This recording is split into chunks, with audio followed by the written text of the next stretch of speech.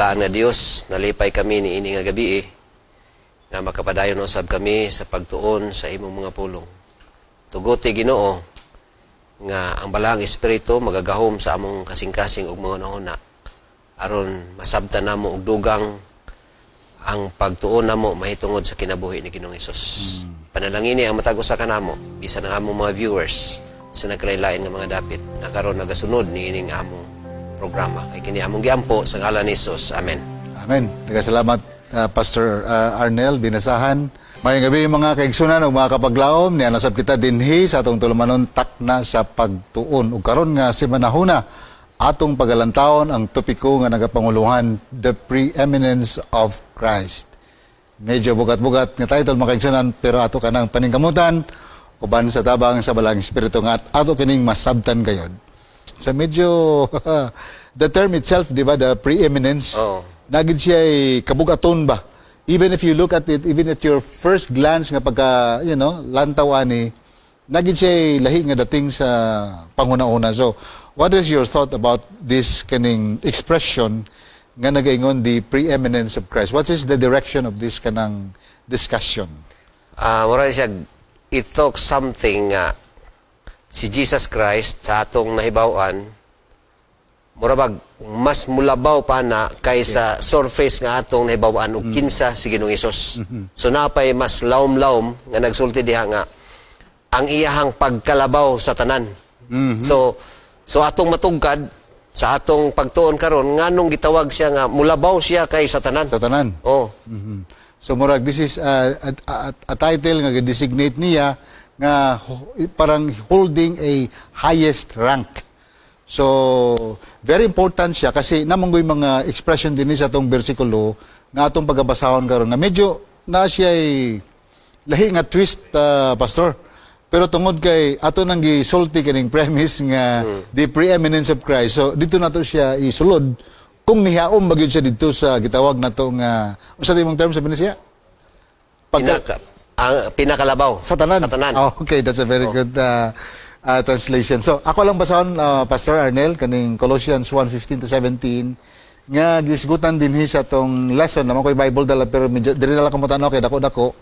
Ingon din nino nga mao si Christ, mao ang imahe sa usa ka Ginoo nga di nato mahikitan, the invisible God. The invisible God. Referring to the Father, right? The first, ang first nga gigamit dinhi nga pag-describe aning Jesus Christ, which is actually the image of the invisible God. Ato ni pagalantaon niya. Firstborn, mao na siya ang medyo na ay gamay nga gi-contest sa uban nga mga magtutuo because of the term nga firstborn. So kung mingon magugag firstborn, so therefore, natao. Dili jud ka claim nga kana bitong title nga gitawag nato nga preeminence. Okay. But anyway, atong sumpayan, firstborn over, na siya sumpay, firstborn over all creation, and for by him all things were created that are in heaven and that are on earth, visible and invisible, whether thrones or dominions or principalities or powers, all things were created through him. Kaya ang tanan nga mga butang gihimo pinagi niya og alang kaniya for him. Yes. And he is before all things. So, firstborn, pero down there, na statement kinagayon, he is before all things.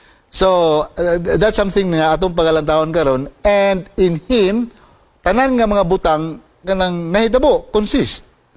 Okay. Tungod niya. A quick thinking on this somewhat shaky type of kanang panglantaw aning sort of not really a contradiction, but others would think of this as because of the firstborn, dili gid siya angay pagatawagon nga preeminent. Kay doon naman siya ay sinugdanan. Nakanawa man siya sinugdanan. Pero man siya. Usama nato ni pagkuan kaning usama nato ni pag-reverse nga mobalik siya didto sa gitawag nato nga preeminent or the preeminence of Jesus Christ. Actually, sa imong panglantaw, Pastor, sa ako nasabtan, ang gitawag diha og firstborn or first begotten, mamana diha gisulti sa Biblia, ang iyang pagkapanganay, nganong gitawag siya og panganay. Actually, kung natong tanawon ang firstborn, tungod na sa iyang pagpakatao. nga natawag gyud siya ug doon na siya sinugdanan. Kay he was actually conceived, natawo siya kang Virgin Mary, but Right. he was conceived through the Holy Spirit. So sa akong pagsabot, Right. murag igo lang na siya nagtudlo sa role ni Ginoong Hesus being the firstborn, being the begotten.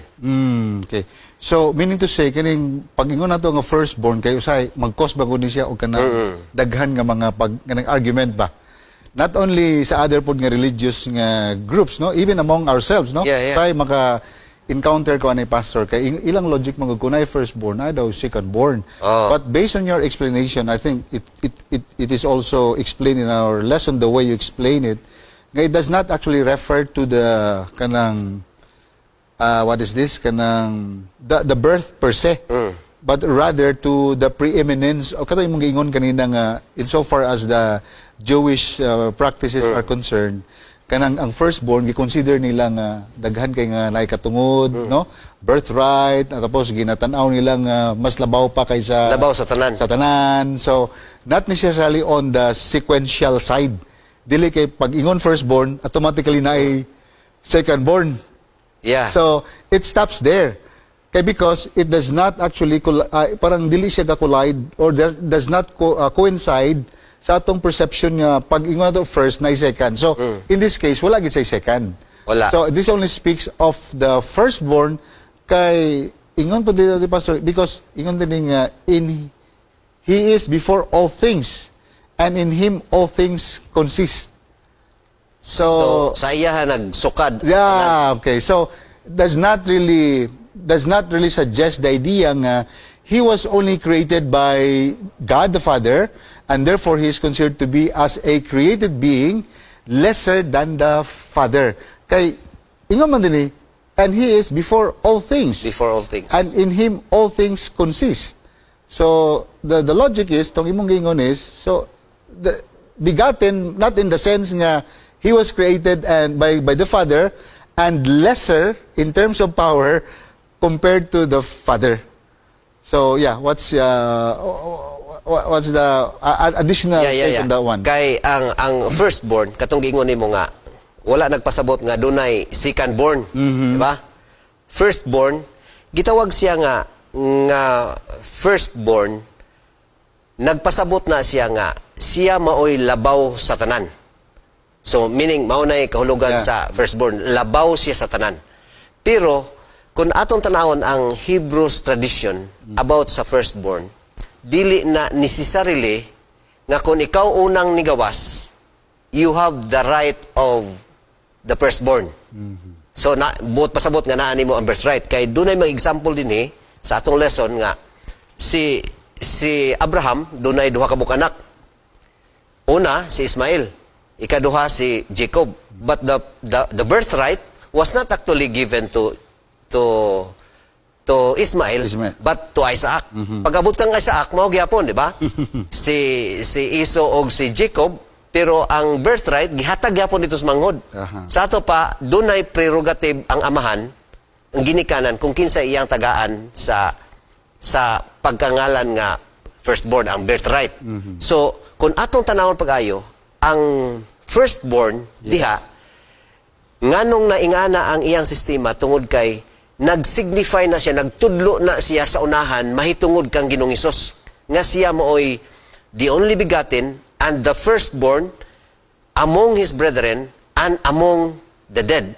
Di ba? Gisgutan man na diha nga bisan gani sa mga patay. So nagtudlo not totally nga siya mooy unang nabanhaw, pero ang paglaom nato naa niya nahigot siya maoy nga gitawag siya unang pagkabanhaw. So, panganay sa mga namatay. Yeah, that's very good. So, yeah, that's nice, no? So, that means, Pastor Binasahan is, dili siya based on kaning butang din nga kanang chronological arrangement. Yeah. No? So, meaning, kung dili siya naka-base anang klase nga arrangement, therefore, ang firstborn, according sa itong lesson, mo emphasize sa usa ka kanabitang pinasay nga relasyon ngadto sa iyang amahan. So it rather speaks more on the relationship rather than on the chronological sequence of birth.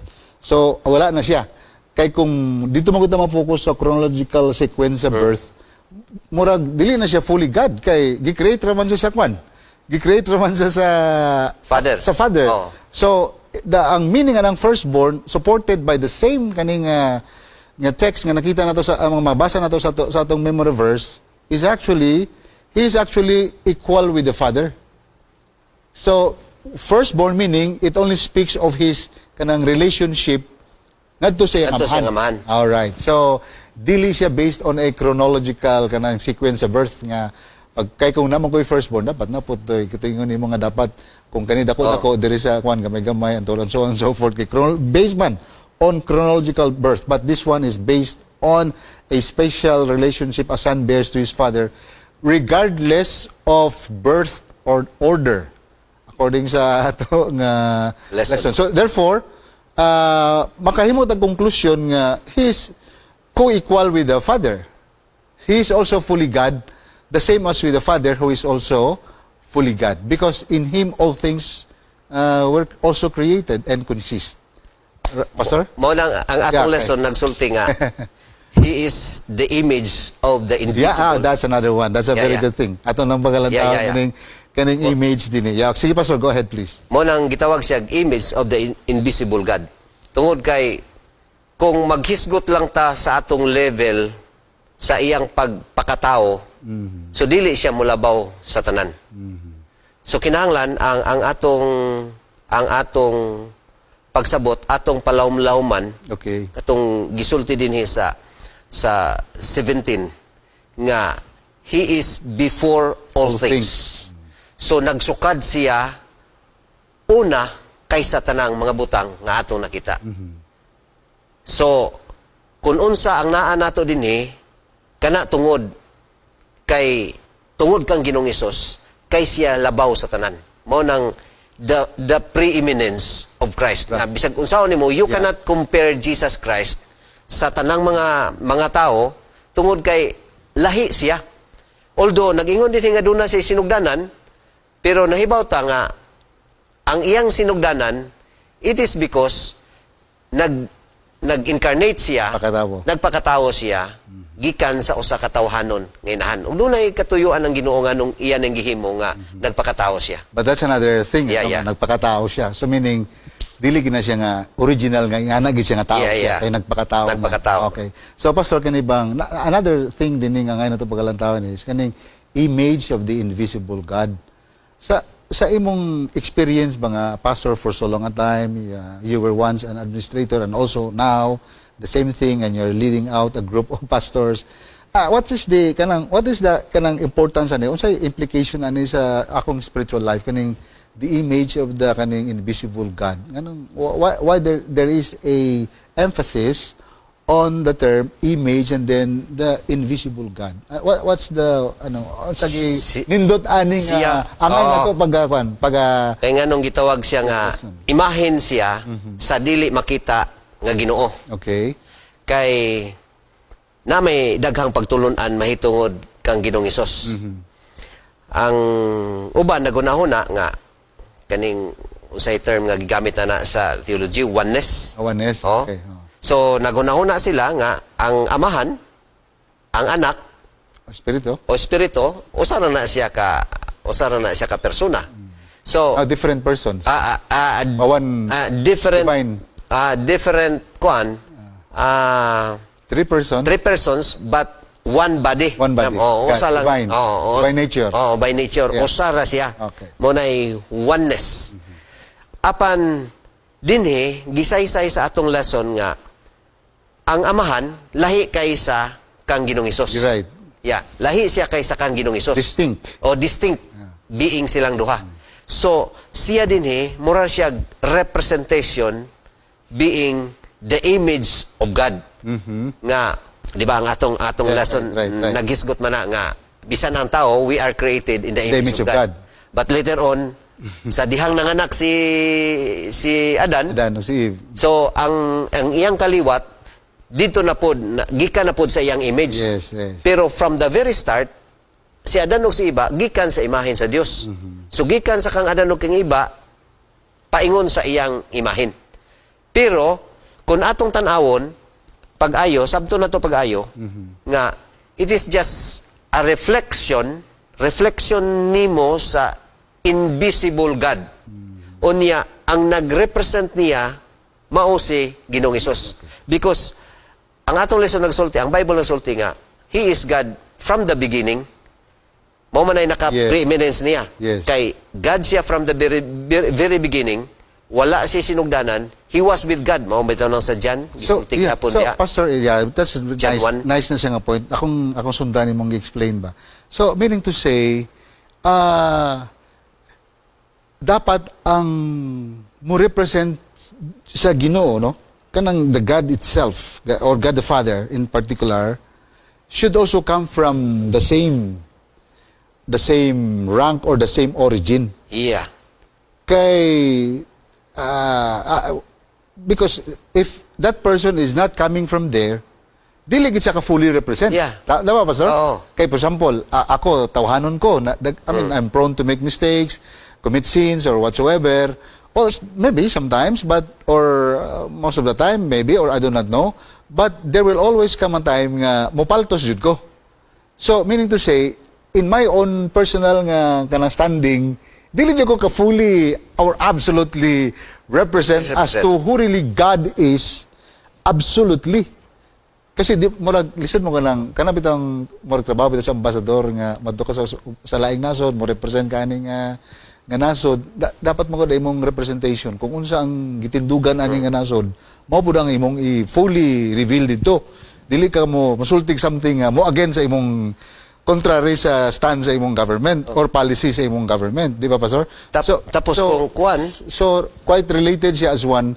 That's why someone has to be coming from there as one of them, so that kana nga tao nga mo represent, mo reflect sa iyang image, kanag yung exact, yan yung sa motor, the exact imprint of God's nature. So it's not just siguro the physical or whatever nga makita nato, kanag yung exact imprint of God's nature. So according sa lesson, Hebrews 1:3, He is God's thought made audible, nga madunggan nato, kung istorya sa nato, and God's character made visible. Wow. kanang ako sundan na imong idea Sige. sa kanang ambassador ba? Oo, sige. You cannot be an ambassador from the Philippines if you are not a Filipino. That's another one. Yeah. Of course. So, meaning, kung muadto ka nga mag-represent ka sa nasod, you must be a Filipino. So, maurag yapon na sa kan Jesus Christ. Dapat gikan jud ka from... So, meaning, kinahanglan nga, siya may representative sa Father, he could not be his representative kung dili siya Ginoo. So, mao man ay huna-huna sa uban kay ila manghawiran ng natawra sa Ginoong Hesus, he was bigatin sa ato baduna siya simdanan. And daghan sa mga Kristohanon, they claim to be Christians, pero nagunaw na sila nga, si Ginoong Hesus, dili Diyos. So, how could he represent being the image of the invisible God if he is not God? And it's difficult. If He's not God, mo represent ka, lisod na. Oh. Kay ang imong girepresentahan, dili na basta-basta. You're talking about God. You're not just talking of another person or a name or apelyido sa katao nga imong i-represent. No. Or kanang attorney, kanang bitang kwan, attorney in fact ka. No? Gi-assign ka to do something on behalf of another person. Di ba? So, it's not like that. But according to the lesson, it must be an exact imprint. And then, gi-compare dito sa image na to, Pastor, katong ingon nimo kanina, ingon sa itong lesson, kaning image nga gi-pattern po sa image sa Ginoo, sumala sa Genesis chapter 1, they only reflect God's image in a certain aspects only. Certain aspects only. Although gi-create sa image sa Ginoo, pero certain aspects lang kay di man ta pwede gud nga mapareho na tayo ni Lucifer. Nga gusto siya nga mapareho sa Ginoo, pero dili pwede kay gi-create naman gud siya. So anybody nga gi-create sa Ginoo, di jud ka exactly kanang make an exact imprint of the image of the one nga nag-create nimo. So you're only a subordinate to that one. Kay ang mahitabo mo gud diri sa ako na sabtan, pag representative ka sa Ginoo, meaning gi-create ka in the image of God, not just katong ingon nimo nga sa image pareha og porma, no. Sa ato pa nagrepresent ka sa whole being Yeah. sa amahan. Exact imprint yun. Exact imprint sa ato pa kung Character, maghisgo ta og divinity, and all, naadiha, power. kinaiya, power, purpose, tanan usa. Sa ato pa exact imprint siya kay kung unsa ang amahan, maupod ang anak. So walay difference between the father and the son. So mo na siya maoy imprint sa image sa Ginoo tungod kay he was with the father. From the beginning. From the beginning, he was with the father. I think ang best nga ginagamit nila, di ba, Pastor, kanang sa John chapter 1, verse 1. Verse 1. Sa sinugdanan. So before all of these things, nana sila. God was already with the Father, and the conclusion was, He was God. In the beginning, no? Or, in John chapter 1. And, which is also quite related to Genesis chapter 1, nga He's good gapon in the beginning. Pero God. in Genesis lang, in the beginning, God. Di ba? Yeah. And the same is true with John chapter 1. In the beginning, God. So, they are one. So, they meaning to say, they share the same substance. They share the same kanang nature sa divinity. Both of them are fully God. God the Father is fully God. God the Son is fully God. Holy Spirit is also fully God. But they are not three gods. They're just one God. One God, but three persons. That's the this is the mystery of this kanang topic. Pastor, before we proceed, natay gamay nga break. We'll take a break and let's watch this usa sa mga reels nga to gihimo nga to encourage others. But hopefully this can inspire them also. Providing a chance for joy and blessings for all who observe it. It is not about restrictions.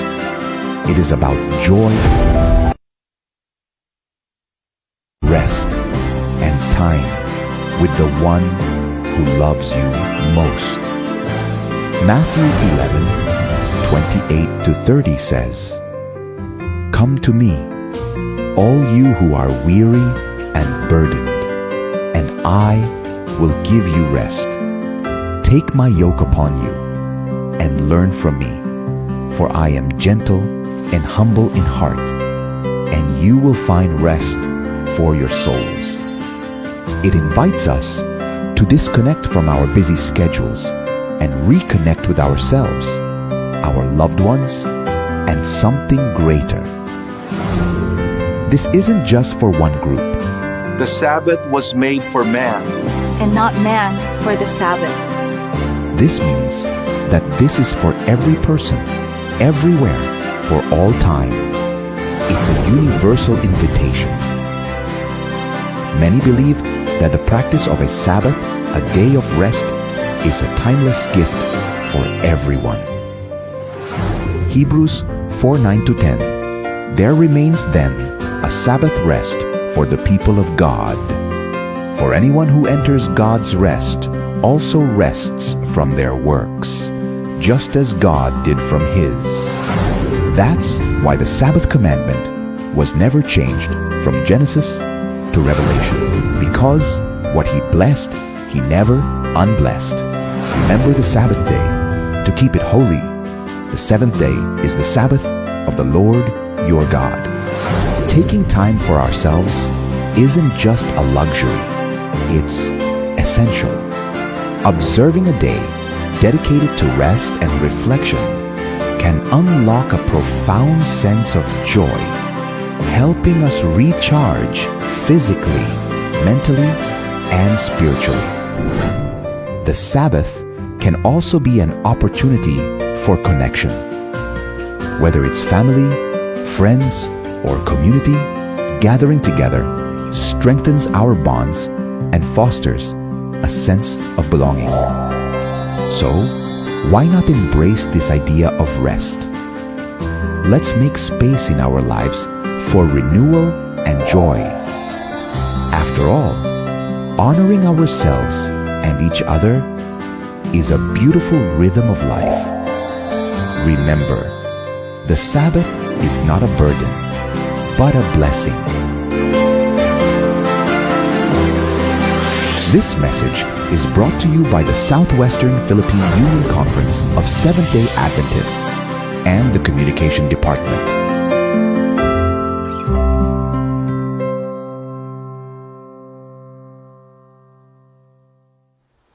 Balik ta sa atong nabiyaan nga nindot kayo nga mga punto, Pastor Binasahan. But I think one thing that is even more important in our lesson is kaning mingon ta nga created the image of Christ as a reflection of the invisible God, His Father, and also the firstborn.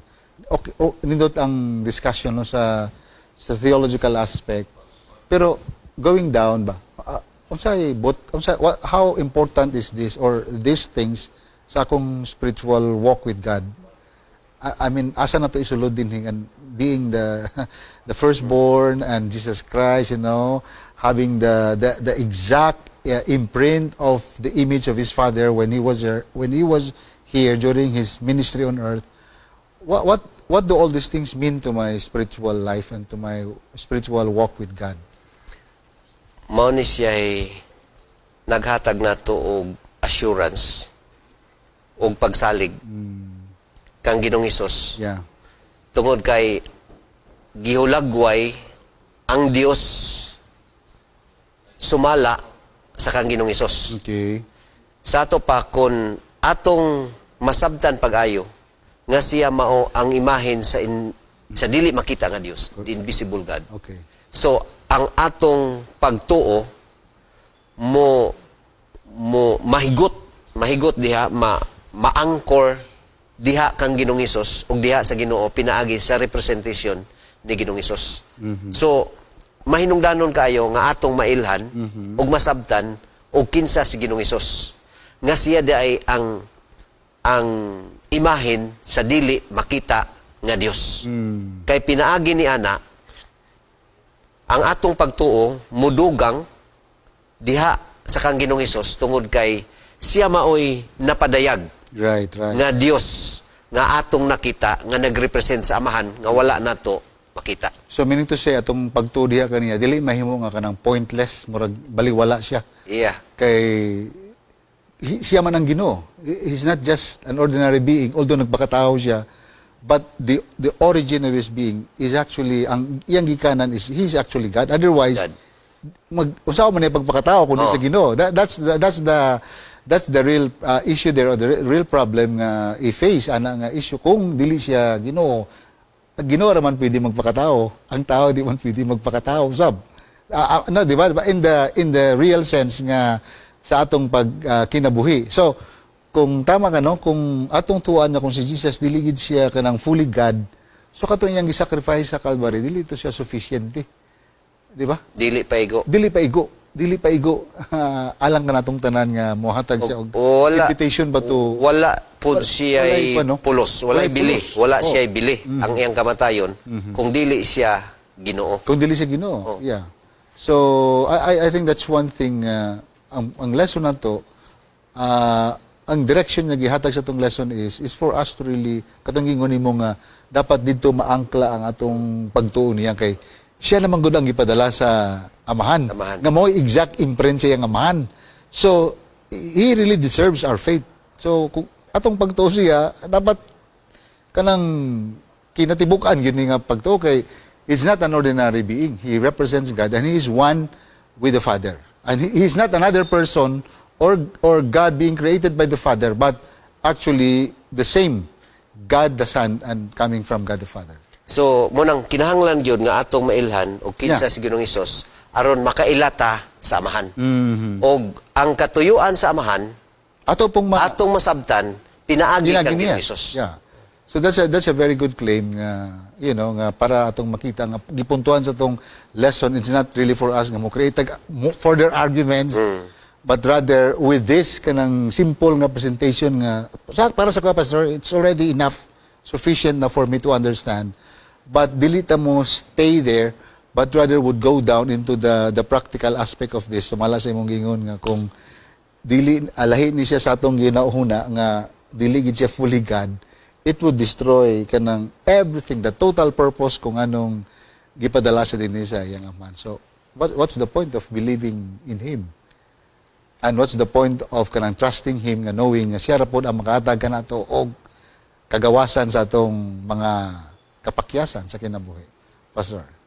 So, mo na nga, sa dihang atong mailhan si Ginoong Hesus, ato pong masabtan og kinsa si Ginoong Hesus sa atong kinabuhi. Unsa iyang mahimo para nato. Yeah. Ingon nga siya mao'y representante sa amahan dinhi sa kalibutan aron pagpaila kung unsa ang nahimo sa amahan, unsay himuon sa amahan, unsay pagahimuon sa amahan, unsay nahimo sa amahan, unsay ginahimo sa amahan, unsay pagahimuon sa amahan para sa atong kaluwasan. Yeah. Kay ang pagpadayag ni Ginoong Hesus dinhi sa kalibutan, kung atong tan-awon, ang bottom line ana tungod kay gusto sa Dios nga makailata og kinsa siya aron makaangkon ta sa kaluwasan. Wa may laing katuyuan ang Dios ngano nga iyahang gipadala ang iyang anak dinhi sa kalibutan. Okay, very good. So, meaning to say, Pastor, kani bang teaching na to sa Trinity? I don't know, gagamit pa bata ng pinulungan? But quite related to that, kini God the Father, God the Son, God the Holy Spirit. Kung subayon ako ito imong gi-explain, so therefore, kaning gipagawa sa tuwa nga panghuna-huna is, this is for the purpose of kanang, di ba na i-term sa theology nga kanang economy of salvation? Kanang itong the practical of it ba? Na for example, nganong gipakita na siya Ginoo sa tuwa nga, according lang sa makaya nato nga masabtan, pero dapat ang atong kakayanan nga pag nga mosabot ana, Masabot. dapat dito ra kita makamututok sa katuyuan kung anong gipadayag na ni sa Ginoo sa ato ang panghuna-una. Kana bitong the purpose ba kanang in relation to the plan of salvation. So kaning Trinity, God the Father, God the Son, God the Holy Spirit. So all of this speaks of His purpose specifically in relation ngadto sa kaluwasan nga gi-offer ni Ginoong Hesus alang kanatong tanan. And kani siya nindot kay dili siya gikan sa taas. Gikan sa taas, hingnawa gud siya nagpakatao. So that's something else, no? There's kanabitong incomprehensible kung anong ingana ang iyang actually gihimo nga nagpakatao siya despite of his being a God. What do you think? Nakalibog ba ang Trinity sa imo ha? Or something nga nakapa-excite sa imong pagtudya sa Ginoo? Yeah, kay ang Trinity mura man ni siya og sa gitawag natin siya usa ka Ginoo pero tulo sila ka persona nga kining tulo ka persona mura ba sila gayayong ba? Gayayong sila para mahatagan og kaluwasan ng tao. Kung atong tan-awon pag-ayo ang buhat sa balaang espiritu, ang buhat ni Ginoong Hesus, ang gihimo ni Ginoong Hesus, ang buhat sa amahan, ang gihimo sa amahan, kini sila mura na siya nagyayungay para sa kaluwasan sa tao nga nahulog sa sala. So dunay katuyuan ang Dios. So pagpadayag padaan, pag-express sa Ginoo, pinaagi kang Ginoong Hesus, atong masabtan nga dunay tumong og tuyo ang Ginoo para nato nganong iyang gipadala si Ginoong Hesus. Nga kanabang hulagway siya sa Dios Para mas dali nato nga dali nato masabtan, makuha, ma-embrace, ma-embrace ang kamatuoran nga ang Dios naghatag nato og nagpadayag siyang gugma og nag-offer nato og kaluwasan taliwala sa atong mga kapakyasan. So, you're right. Kay, of course, ang Father, di maginato na mahikitaan based sa atong naked eye. So, the good thing is, nagipamaagi nga gihimong Ginoo nga out sa atong naked eye, makakita kita kung kinsa gid ang amahan through the Son. Unya, pagkanindot kay He's also God. So, kung di ba, nabasa na to kanina, kung nakita nimo siya, sama lang na nga nakita nimo ang amahan. That's a very good one. That's a very good thing. So only God can actually do that. Because a person cannot fully claim that kind of statement. Only God himself can actually make such kind of statement. Para sa ko, it's an absolute statement, magod pastor, nga kung gusto ka makakita sa amahan, lantawa ko kay I am with the Father. I am with the Father, and when you look at me, you also see the Father. Siguro Pastor Rox dili nga kanabang hunauna sa uban nga pag nakita nimong image ni Jesus Christ mao na tong imprinted necessarily. image, Not necessarily. Not necessarily. So ang gisulti diha ang kinaiya sa amahan. Yeah, correct. Nga nakita nimo diha ang Ginoong Hesus. That's Og precisely. At the same point, time, yeah. mao po nay gusto mahitabo ni Ginoong Hesus nato nga mga Kristohanon nga samtang iyang gipadayag ang amahan sa iyang kaugalingon, ang kinaiya sa amahan, mao po'y mareplika nato ang kinaiya po ni Ginoong Hesus nga naa diha sa kinaiya sa amahan nga naa kang Ginoong Hesus nga ato pong makuha at the same time. Right. So dapat mabalhin sa tuwa. Mabalhin sa ato. So kay tungod sa pagpakatao ni Ginoong Hesus Kristo nga gihimo niya nga posible gayod nga mas duol na kanato ang presensya sa amahan Oo. through His Son. So just like what you said, mas dali na ang access sa kalawasan dili na siya lisod abton I don't know, Pastor. Kay ang Ginoo magod nga access. tungod kay ang Ginoo nga atong nadungog pinaagi kang Ginoong Hesus pwede na nimo siya mahikap. Okay, nagpakatao man siya nimo. Nagpakamatay, I'm sorry. Nagpakamatay man siya. So nakita nato sa imahe ni Ginoong Hesus Right. nga mao ni ang Ginoo di ay. Nagrepresentahan sa amahan mao day ning Ginoo nga nahigugma nato pag-ayo pinaagi sa gihimo ni Ginoong Hesus sa iyang paghalad sa iyang kinabuhi. So exactly, no, kung unsa ang gihimo ni Kristo while He was here, exactly, it represents the full character of God the Father. Right? Mura siya Pastor Rox siguro sa ako nasabtan mga. Sige. Pag-ingon na to nga ang Ginoo gugma. Saan na to paghibalo nga gugma siya. Pinaagi kang Ginoong Giri Hesus. sa Kristo. So what Jesus did, makaingon ta nga tinuod mao din ang gugma sa amahan. So ang term nga gugma dili na siya abstract. Kaya usay ka ng gugma biya abstract biya. na. Pero kay gipakita man gud niya example ko noon sa ang gugma. So nahimo na siya nga concrete na ba, di na siya abstract. So dili na siya libog sabton kung unsa ginang gugma. I agree with that. So Jesus Christ is the full kanabitang kanang revelation ba of the Father here on earth. Nga mas dali nato siyang masabtan, just like what you said, kung unsa pod ang katuyuan sa amahan alang nato through His Son. So gusto na ko isgutan sige, sa makadyot Pastor Rox kaning gisulti bitaw kay do na magoy kalibog sa uban kaning sa John 10:30 nga I and my Father are one. So mao na ilang Ginoo na nga exactly si Ginoong Hesus mauna siya amahan. Mao na hunahuna sa uban nga mga Lapoy na gunahuna nga Kristohanon. Nga kung kinsa si Ginoong Hesus nga nagpakatao din sa kalibutan, mauna siya ay amahan. Siya na amahan. Siya ay si Ginoong Hesus, siya po'y amahan. Mao na okay. Pero One God, monotheism. one God. Monotheism. Pero ang gipasabot din sa atong lesson nga tungod kay pag-ingon niya nga I and my Father are one, iyang gi-claim ang iyang pagka-Dios. Nga he was with the Father. Yeah, of course. Yeah. He is divine. Sama sa amahan. Dayon gi-claim po niya nga kauban siya diha sa amahan sa paghiusa ba kanang unity with the Father. Yeah. Nag-unite siya sa amahan unya ang nature, ang katuyuan, ang purpose usara. Mao nang nag-claim siya nga I and my Father are one. Walay kalainan. Walay kalainan. Ang amahan ug anak. And that can also be explained by Colossians 1:17. Katong Yeah. kanina, no? Katong all things are held together in Him. So that presumes the presence of the Father. Kaya when He said na I and my Father are one, that actually affirms what is being said din sa Colossians 1:17 og sa prior nga verses sa chapter 1 sa Colossians. So there is no conflict of that. That's why correct no nindot na siya nga punto di ay nga kung mabasa dayta na mobalik kita dito sa sa uban nga mga bersikulo. Kay usay mo gud mo na mo explain best ba kung unsa gid bot pasabot niya na kay kung dito ra man gud mo tan-aw sa nga I and my Father are one. Pero bisag usa lang na sa ka verse pastor, murag maglisod po sa bot nga murag ang kaning si I as Jesus mo na man murag sa pag-construct sa sentence murag di po nako madawat nga kanabitang conclusion nga pagsabot nga based on the kanabitang Sa statement ni Jesus. Kung imong pagkalantaw murag si Jesus mo nang amahan. I don't see it that way.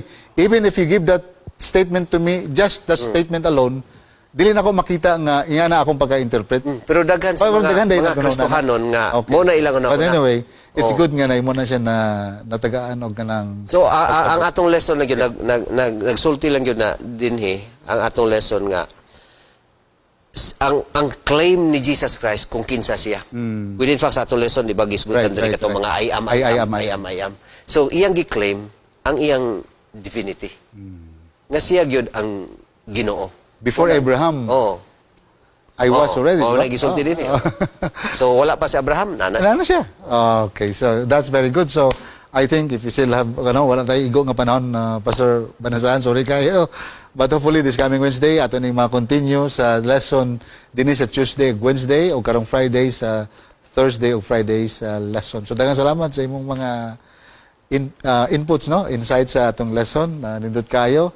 Pasalamat ta sa Ginoo nga nakahigayon gyud si Pastor Arnel Binasahan sa pag-join kanato karong gabi na dinhi sa atong tulumanon na takna sa pagtuon. So because this is your first time nga nag-appear dinhi, is this your first time, Pastor? First time. I think so. Pero nindot kay dagan kay na kutlo pud nga nindot nga mga punto gikan kanimo. So hangyon kita pag-usab sa paghatag sa closing prayer. Okay, mag-ambot ta. Ginoong Dios, salamat sa higayon nga imong gihatag kanamo. Nakatuon kami pag-usab sa imong mga pulong sa lesson. Tuguti nga among masabtan pag-ayo kung kinsa si Ginoong Hesus sa among kinabuhi. Nganong mianhi siya sa kalibutan. Tungod kay gusto niya ipadayag kung kinsa ang Dios Amahan.